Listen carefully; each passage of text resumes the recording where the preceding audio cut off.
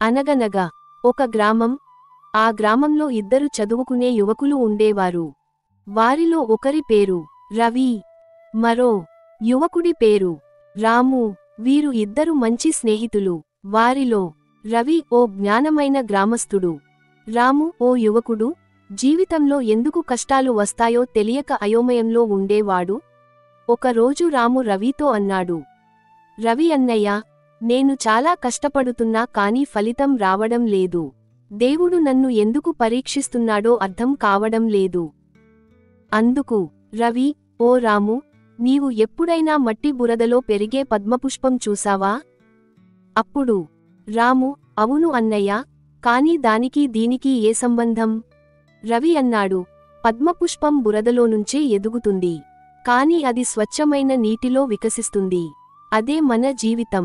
సమస్యలు మనకి బురదలాంటివి, కాని వాటిలోంచే మనం ఎదుగాలి అన్నాడు.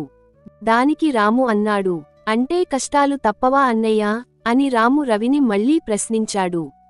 అందుకు రవి ఇలా అన్నాడు, తప్పవు రాము, కాని ఆ కష్టాలు నిన్ను నీ తేటతనానికి, నీ బలానికి మార్గం చూపుతాయి.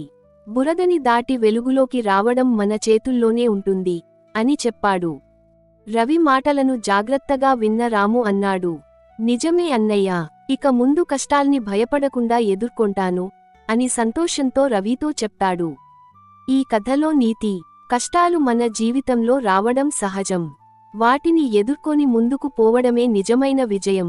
ఇలాంటి నీతి కథలు మీరు ఇంకా వినాలనుకుంటే ఈ ఛానల్ని ఇప్పుడే సబ్స్క్రైబ్ చేసుకోండి.